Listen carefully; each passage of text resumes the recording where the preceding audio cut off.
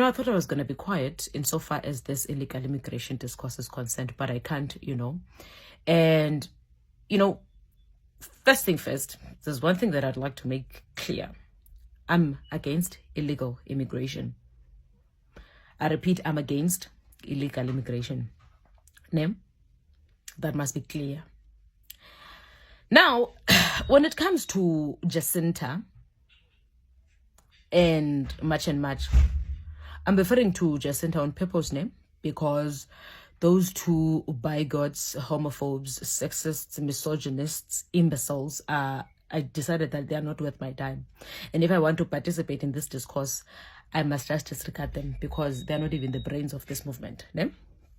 So I'm not going to refer to them on purpose because if we are looking at this, those two are, in a way, using this movement to advance their own bigotry, their own hate, and to some extent, some violence, But that does not mean we must render the organization or this interest group as inherently violent and inherently share the views with these two bigots that I'm talking about, So that's why I'm referring to Jacinta.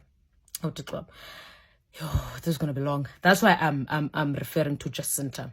So when it comes to Jacinta, we need to exercise some level of empathy. Okay, we need to exercise some level of empathy. Because the history of black political formations in South Africa is always as a result of certain experiences that are forcing the African people to form a political formation or an interest group. That is the history of the political formations in South Africa. Ne? And when we speak of interest groups and political formations, I'm going to use these interchangeably too because all of them at some point have a political cause. So when it comes to a political formation and an interest group, there's a premise, political ideology, a certain premise that they operate from. Ne? But that premise would not mean that is solid and stagnant and remains unchanged. Even it does not mean that. There's always a room for improvement. There's always a room to review the premises, ideologies, and everything. So there's always a room to say, listen, we need to review a section so and so of the constitution of our formation because it does not go in line with 1, 2, 3, and 4. There's always a room for improvement. That's what I'm trying to say.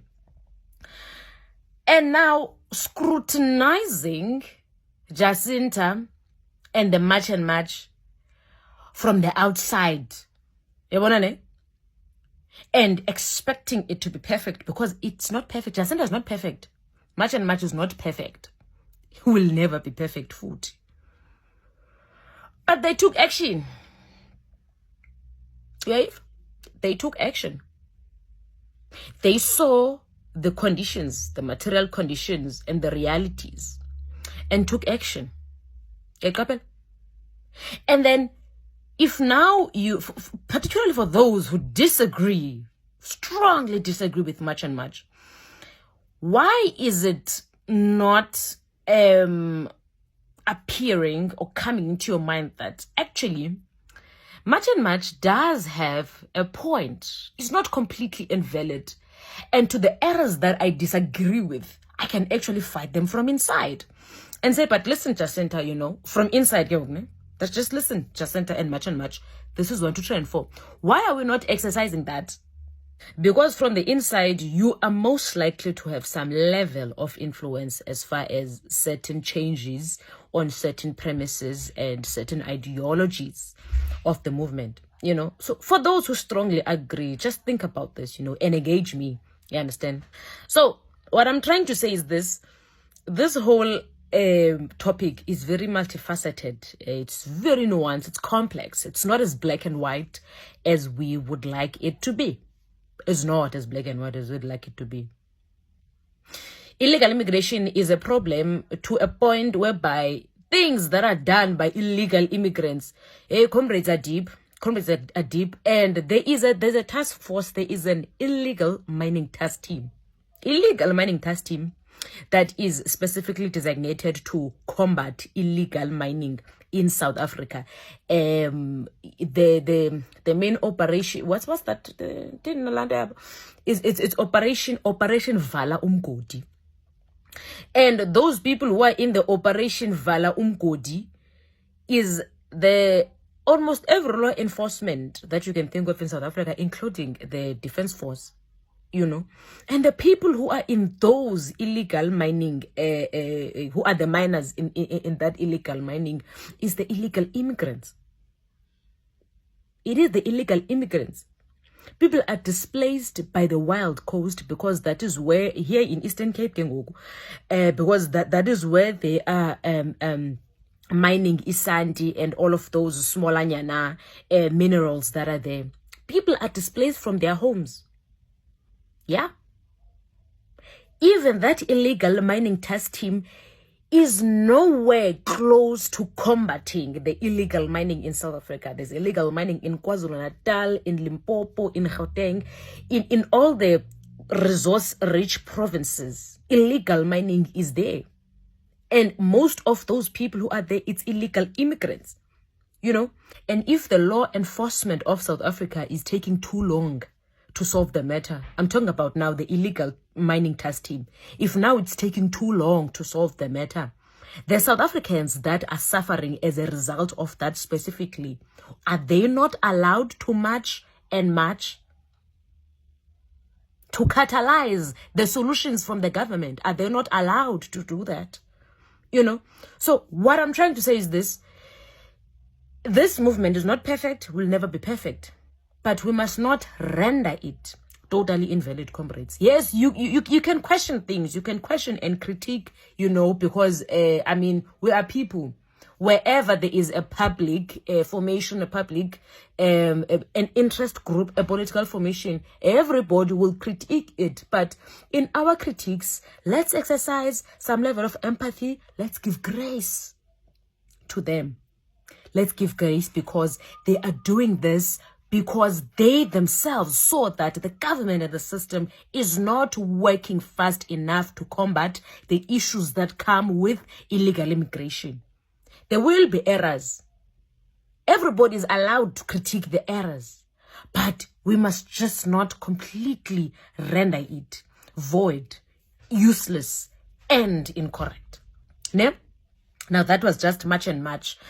And Jacinta, I just thought I should just make those submissions, but that is not the point of the video. The point of the video is actually very short.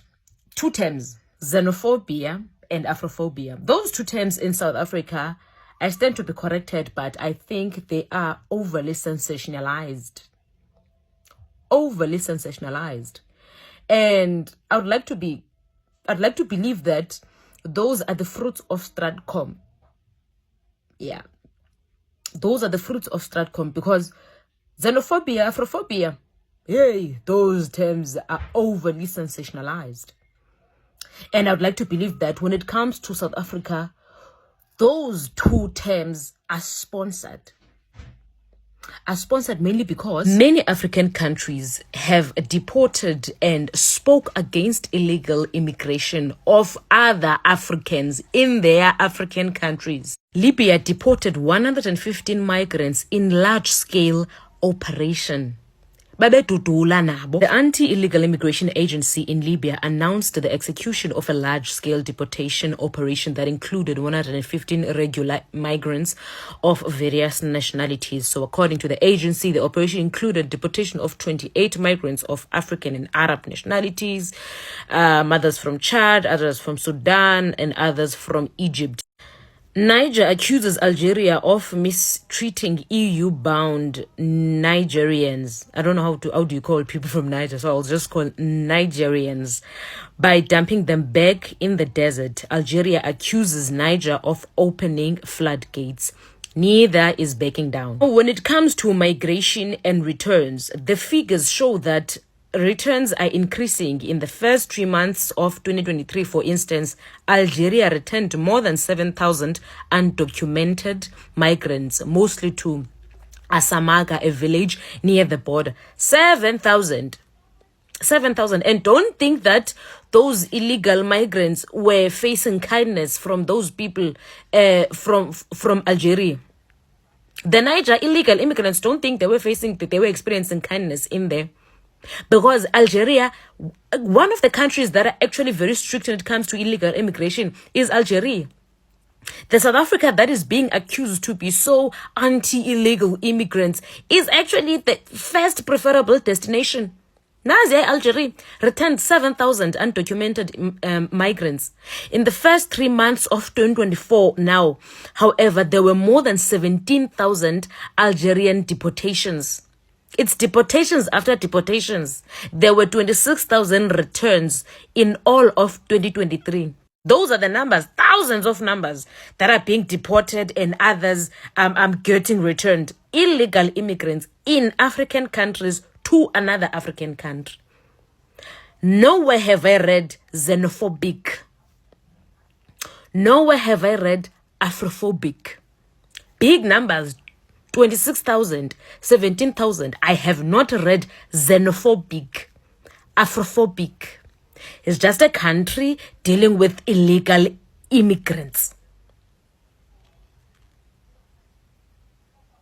Because illegal immigration is actually a matter of national security and many other issues that follow after that. That is what it is when a country is fighting illegal immigration. Nowhere in there am I seeing xenophobic riots resulting in 26,000 returns in all of 2023. No. But in South Africa, the term is loosely thrown around in every newspaper, every news house, every media house, because themselves, they are captured and trying to push whatever propaganda that they want to push about South Africans. Xenophobic attacks. What is xenophobic? Seychelles in 2023 imposed travel ban on Nigerian passport holders. An entire travel ban. It was temporary. But after that, it became so strict. Seychelles is an African country to another African country imposed travel ban on Nigerian passport holders. Because there were many errors in the Nigerian passports and everything else that came with that.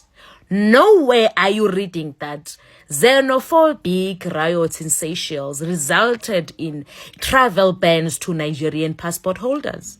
Afrophobic riots in Seychelles resulted in Nigerian passports being suspended. In Seychelles, nowhere you are seeing that. But once South Africa stands up, yo, xenophobic, Afrophobic, I'm starting to believe those terms are sponsored in South Africa. I'm starting to believe those terms are sponsored because South Africans have not been as harsh as those countries that I mentioned. But somehow South Africans are Afrophobic, are xenophobic. I'm starting to question this term now. I stand to be corrected, but I'm starting to question that term. Xenophobic, Afrophobic, yo. South Africa hasn't banned any country from entering the country. Because I feel like that is ruthless for a country to totally ban even those who have, who are possible valid passport holders who want to enter the country legally. And when are you even banning that? Because that's how much as a country you don't trust that country as far as everything that country comes with. Hey, South Africans have been kind in that regard. South Africans just want illegal immigration to be dealt with. They are just deporting. Those who are inciting violence in all of this are wrong and will never be right. But had the systems been as strict as those countries that I mentioned, then we wouldn't be here. We wouldn't be here. And the ruthlessness of those countries has not in any way labeled xenophobic and Afrophobic. But in South Africa, South Africans need to keep quiet because wow, kaloku, nina ni xenophobic, ni Afrophobic. Those terms are sponsored, man. Those terms are sponsored. They stand to be corrected, but they are sponsored. African countries, there are many African countries that are rioting against other African illegal immigrants. But in no section of their newspapers, all of those things are labeled as xenophobic and Afrophobic. But South Africa, yet it is the number one, preferred destination for asylum seekers and all of those things. But still, xenophobic and Afrophobic. It's sponsored, comrades. It's sponsored. Another thing that all of this is connected to is the fact that South Africa is not real to the International Criminal Court of Justice. Yes. And now there is not real wants to spread propaganda that South Africa of yours is actually doing this to other African countries. That's what that is not real countries doing to South Africa. Because the countries that have took their illegal immigrants from South Africa so far is Malawi, Ghana, and Nigeria. Ne? And I want you to see something.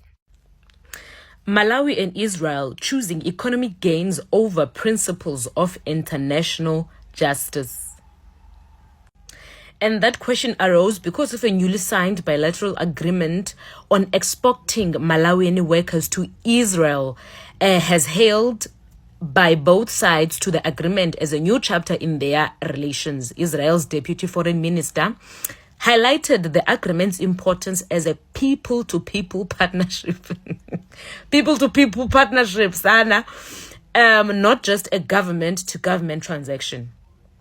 So Malawi and Israel ties got strengthened from there. And do you think that Israel is just going to let this go by? No, Israel is going to assist Malawi to get its people from the xenophobic and Afrophobic South Africa. And then gather all of that evidence and take South Africa to ICJ. But it's not going to work. We know that. Here's another one. Israel and Ghana. Ghana and Israel reaffirm long-standing diplomatic ties. Ghana and Israel have reaffirmed their long-standing diplomatic ties and shared a commitment to development peace as officials from both countries highlighted the progress and challenges during the Israel's 78th Independence Day celebration in Accra. And this one was in 2026 because that one of Malawi was in 2025. But this just highlights the friendly relations between these African countries and Israel, the very same African countries that are taking their people from South Africa because South Africa is so much of an unkind, unsafe country. That's propaganda that is being spread, but that is not real. And that's why South Africans are labeled to be xenophobic, Afrophobic. Comrades, hi, gig.